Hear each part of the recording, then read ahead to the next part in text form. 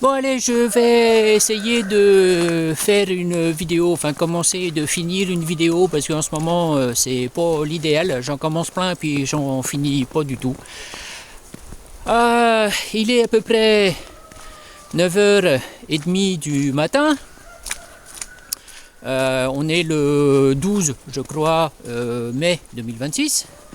Chez vous c'est le printemps, ici c'est l'automne. Et là, ça fait pas très longtemps que le jour commence à se pointer un petit peu, il y a un peu plus de lumière. On va aller faire un tour, voir dans les bois.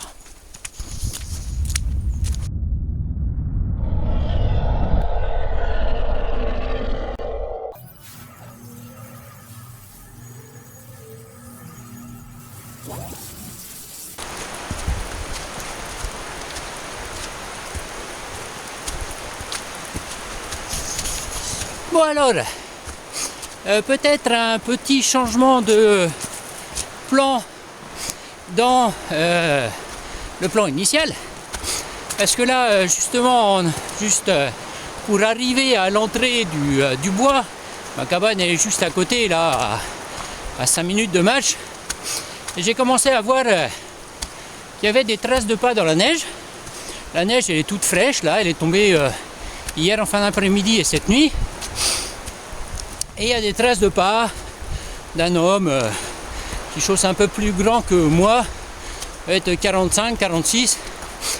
Et juste sur le chemin, j'ai rencontré le véhicule de la patrouille municipale et qui, ils me connaissent, bien sûr, tout le monde me connaît ici,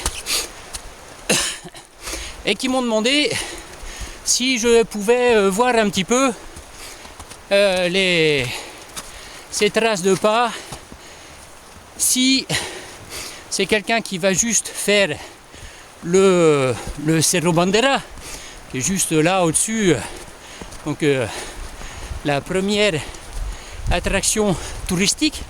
J'en chie un peu là dans la montée, puis je marche trop vite en parlant. Donc je disais, si c'est juste quelqu'un qui va faire le Cerro Bandera, en tant que touriste, aller-retour, c'est 3 heures, quoi. Enfin, c'est un petit truc. Et, ou alors, si c'est quelqu'un qui est parti dans les Dientes. Parce qu'en plus, le sentier des Dientes, il est normalement fermé, parce qu'il y a de la neige, quoi. Déjà quand il y a de la neige, moi à la cabane où je suis à 90 mètres d'altitude, c'est sûr et certain que là-haut, à 900 mètres, c'est pas tout à fait la même comédie. Et puis évidemment, on a encore des touristes qui viennent. Et parce que comme ils sont venus au bout du monde, puis qu'ils sont venus exprès pour ça, ils veulent aller dans les Dientes. Même s'ils n'ont pas du tout pris d'informations et puis oublié qu'entre l'hémisphère nord et l'hémisphère sud, il y a quand même 6 mois de décalage. Hein. Vous êtes au printemps, moi je suis en automne. Ici, l'automne, c'est déjà l'hiver. Déjà qu'en été, ça peut être l'hiver. Alors, les autres périodes que l'été, c'est l'hiver. Alors, ce que je vais faire, je vais quand même poursuivre un peu mon plan premier qui est là. Parce que ça, vous avez encore toujours pas la dénomination du plan. C'est, je vais voir une castorera. Donc un petit lieu de castor. Ça fait 2 semaines maintenant, un peu plus de 2 semaines, que je pose des pièges sur un endroit là, un barrage de castor. J'ai déjà prélevé le mâle, et puis là j'attends de prélever la femelle. Mais bon, elle n'a pas envie de mourir. Pour bête, c'est normal, hein. Lui, elle, c'est pas de sa faute si elle est là, hein. C'est de la faute des Argentins. Comme le hantavirus. On va pas rentrer dans cette polémique. Donc, je disais, et hop, je secoue un peu de neige pour passer. Voilà. Donc, je disais, je vais voir mon lieu de castor. Là, avec de la neige, ce sera plus facile. Là, ça fait 15 jours que je bataille avec ma femelle castor. J'ai quelques pièges, j'ai 5 pièges qui sont posés et systématiquement elle passe à côté. Bon, il faut dire que dans les conditions hivernales comme ça, les castors, déjà d'une part, sortent beaucoup moins de leur petite maison. Et hop, encore un peu de neige. Et puis, en plus de ça, quand ils sortent, ils n'ont pas forcément les mêmes habitudes qu'en plein été. Donc, on va aller voir ça. Ma petite Castorera là-bas.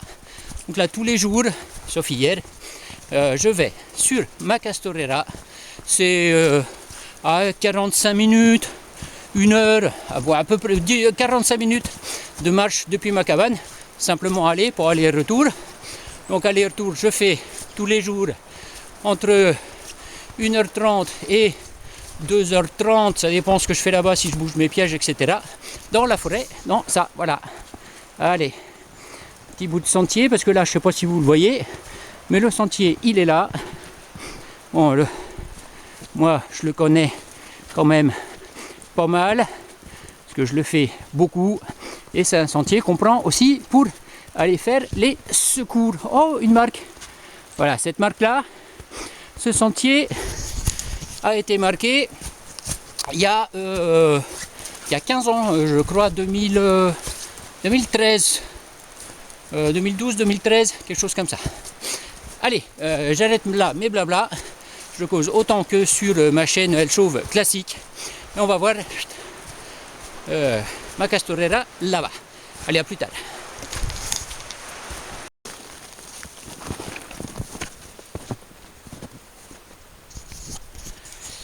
Bon, me voilà arrivé sur ma Castorera.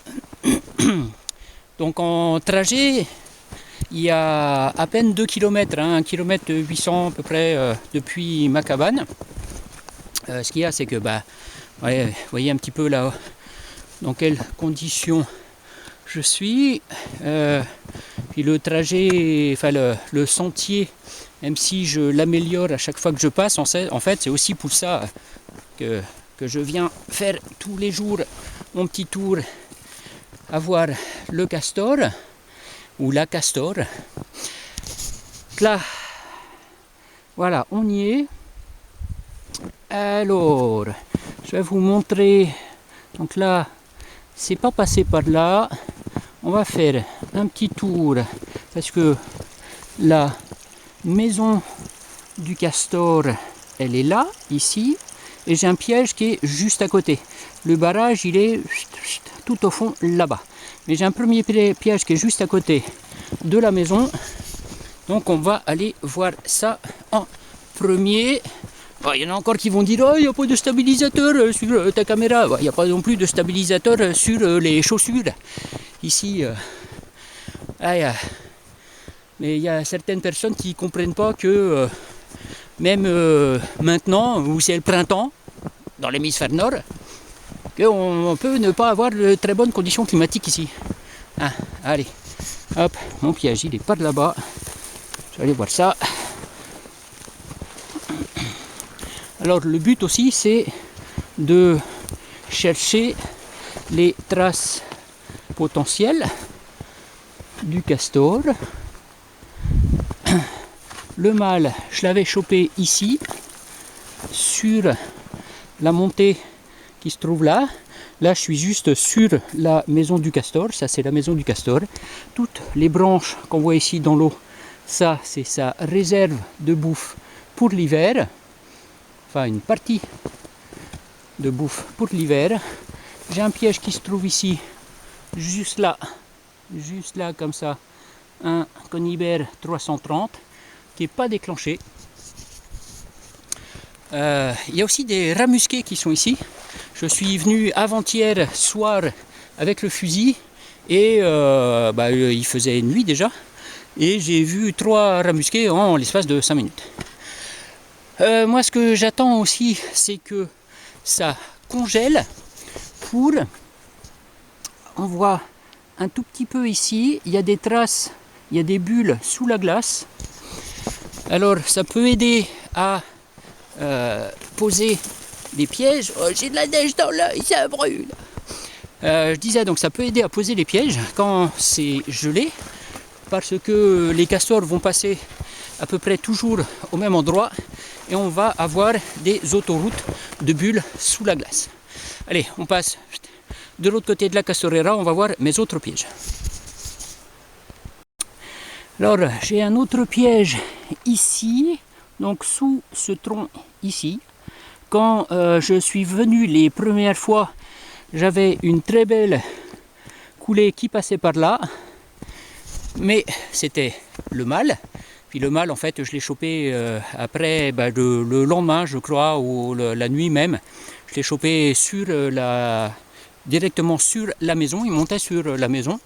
Avant l'hiver, comme ça, avant qu'il y ait de la neige, de temps en temps, ils refont un petit coup de ravalement de façade et ils viennent mettre quelques bouts de bois en plus et puis quelques bouts en plus. Allez, là, on va aller là-dedans pour voir mes autres pièges. Allez, on arrive à un endroit là où j'ai encore un autre piège. Alors là, attention, vous voyez, les pièges que font les castors, c'est ça. Comme ils coupent à quelques dizaines de centimètres du sol, il y a intérêt à faire gaffe de ne pas tomber là-dessus, parce que sinon on s'empale.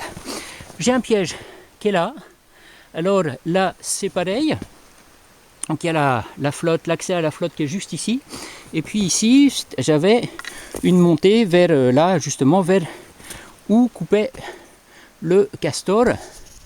Mais où c'était certainement le mâle qui passait. Et puis en fait, les individus, alors sur celle-là, je pense qu'il y avait simplement les deux adultes. Parce que j'ai pas vu de traces de jeunes. Mais donc en fait, chaque individu sur le lieu de castor, la Castorera, a tendance à avoir ses propres chemins. Et puis c'est pas toujours facile à identifier. Donc à part les jeunes de l'année, quand ils commencent à sortir avec leur maman, évidemment, ils suivent maman. Mais après, ils ont un petit peu chacun leur chemin défini. Allez, maintenant, c'est par là. Ici, il faut que je traverse ce tout petit bout de flotte qui fait après une petite anse, par là. Et j'avais un passage de castor qui se faisait sous le tronc là-bas. J'avais posé des pièges et la femelle n'était pas tombée dedans. Ensuite, comme j'avais cassé un peu le barrage qui se trouve, voilà, là on voit un gros tronc avec de la neige. Le barrage, il est juste derrière. Et là-bas, donc c'était juste là, j'ai une caméra piège. Oups. Une caméra photo. Le problème, c'est que, étant donné que l'espace entre le tronc et puis le barrage, il est tout petit, et puis que le castor, il vient en nageant, la tête, elle est minuscule quand elle est hors de l'eau, c'est vraiment tout petit, et puis souvent la caméra photo ne prend pas l'animal. Bon, ici j'avais un passage ici et j'ai un piège qui est ici, qui est toujours pas déclenché. Maintenant je vais aller voir par là un autre piège que j'avais mis. Hop. Hop. Étant donné que j'ai toujours pas de traces de passage de l'animal, et non, voilà. Là j'ai mon piège qui est là-bas et qui n'est toujours pas déclenché. Et le problème, c'est que du tour que j'ai fait de ce côté-là, j'ai vu aucune trace de passage de castor dans la neige. Alors qu'il neige depuis hier dans l'après-midi, en fin d'après-midi, et que si le castor était sorti de l'eau, eh ben, j'aurais vu les traces. Pour l'instant, hop, on va aller voir ma caméra qui se trouve là-bas. Là, je suis sur le barrage. Enfin, on est parce que vous êtes avec moi. On va passer un petit peu cet arbre là. Et donc ça, ce qu'on voit ici, ça, c'est une brèche que j'ai ouverte moi. On va passer de l'autre côté. Hop. Hop là. C'est un peu plus facile pour moi si je tombe pas dans l'eau. Voilà, donc c'est une brèche que j'ai ouverte moi et que le castor vient réparer en fait systématiquement. Bon là ça fait quelques jours que je ne suis pas venu recasser la brèche, histoire que le castor reprenne un petit peu ses habitudes normales et qu'elle n'ait pas à venir réparer le barrage systématiquement. Et puis comme ça, je me suis dit que peut-être elle allait tomber dans mes pièges qui sont en place. Bon, là je vais recasser le barrage parce que le niveau il est presque revenu au niveau normal d'avant que j'intervienne. Et je veux continuer de le baisser. Et puis là je vais faire autrement. Je vais carrément je vais baisser, je vais recasser la brèche. Et demain je la casserai encore plus, histoire de baisser énormément et de piéger directement à la sortie les sorties de la maison du castor pour être sûr de l'avoir. Parce que quand on piège directement à la sortie de la maison, bah voilà, il y a généralement entre 2 et 4 sorties sur une maison de castor. Quand ils sont dedans, dès qu'ils veulent sortir, on les prend. Alors s'ils sont dehors, dès qu'ils veulent rentrer, on les prend. Mais le problème, c'est que bah, là c'est super profond, que j'ai pas de tenue de plongée ici. Donc il faut que je baisse le niveau. Allez, je casse ça, je vais récupérer la carte mémoire dans ma caméra pour essayer de voir quand même si je l'ai. Jusqu'à présent, je ne l'ai jamais eu ici. Et puis voir après, en faisant le tour de l'autre côté, si par là-bas je vois des traces de sortie de castor. Alors, je reviens de ma caméra qui est là-bas, puis je fais le tour par ici pour chercher les traces. Là, je trouve des traces ici, mais ça, c'est du rat musqué. On voit les traces de pattes qui sont toutes petites ici, et on voit vaguement la ligne de la queue ici. Le rat musqué a une queue triangulaire un peu, et ça laisse une petite marque comme ça. Bon, le rat musqué pose beaucoup moins de problèmes écologiques que le castor. Le rat musqué va couper peut-être des tout petits arbustes comme celui-là, mais surtout ça qui est de la mata negra, il peut couper un petit peu de ça, mais ça va pas faire énormément de dégâts comme le fait le castor. Donc de temps en temps j'en piège, ou quand je peux shooter un rat musqué je le fais, mais c'est pas une activité principale. Le rat musqué il est principalement herbivore, le castor est uniquement herbivore, mais le rat musqué peut très bien mettre un peu de poisson, de mollusques, ou quelques œufs d'oiseaux de temps en temps, ou quelques oisillons quand c'est l'époque, notamment quand j'étais allé avec le Cotique, j'étais allé sur une toute petite île au sud de Navarino, une île qui s'appelle Voverland, et il n'y a pas grand chose à bouffer là-dessus. C'est un site de nidification de sternes et de pingouins, et il y a du rat musqué, et les rats musqués à ce moment-là, quand ils n'ont pas de végétaux, ils mangent de l'animal, voilà. Alors en même temps je cherche des traces. Là, je vais voir ça de plus près. On dirait qu'il y a des traces, mais qui sont sous la neige. Je vais vérifier ça.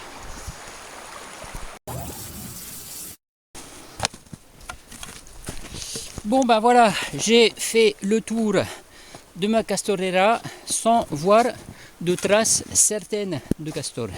Là-bas, c'est peut-être une trace de castor qui daterait d'avant la nuit d'hier, peut-être, ou c'est du rat musqué, mais c'est tellement pas flagrant que j'arrive pas vraiment à savoir.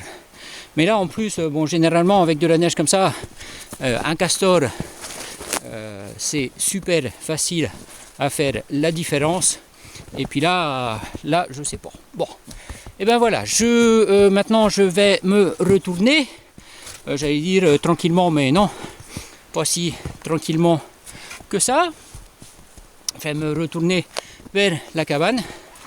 À l'entrée du sentier Bandera Dientes, je vais essayer de voir si le touriste est redescendu ou pas. S'il n'est pas redescendu, je pense que je vais monter en direction du Bandera et aller voir là-haut si ça se dirige vers les Dientes ou pas, histoire de savoir si on a un rescaté, un secours à faire ou pas. Allez, moi j'en ai encore donc pour grosso modo 45 minutes comme ça, retour. Je vous laisse là, merci de m'avoir accompagné jusque là. J'espère que ça vous aura rafraîchi un petit peu si vous aviez trop chaud. Puis je vous dis à bientôt pour de nouvelles aventures. Et ciao.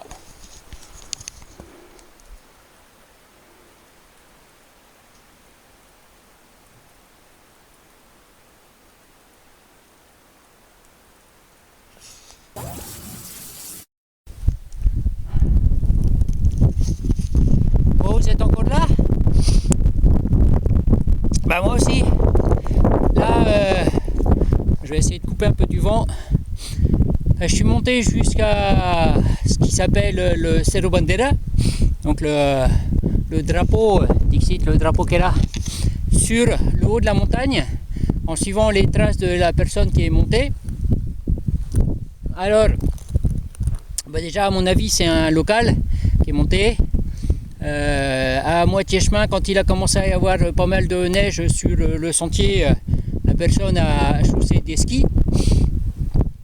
Et puis il y a certains passages où il y a des arbres qui sont tombés sur le chemin. Et puis la personne, avant d'arriver à l'arbre, a pris des petites déviations sur le côté. Donc tout ça, ça m'incite à penser quand même que c'est un local qui est monté jusque là. Bon, par contre ici, comme vous voyez un peu, il neige un bout. Et au vu des branches, de la neige sur les branches qu'il y avait sur le chemin, j'hésite à penser que la personne est montée ce matin. Je pense plus qu'elle est passée hier en fin d'après-midi, mais j'en suis pas certain. Et puis arrivé ici, j'ai perdu la trace, donc je vais redescendre tranquille. Et puis tranquille, j'en chie là déjà quand même là, parce que la montée, j'ai pas été au rythme touriste. Mais voilà, je vais redescendre et puis envoyer mon petit rapport à la patrouille municipale pour leur dire que j'ai trouvé personne. Allez, ce coup-ci, je vous laisse pour de vrai. Ciao.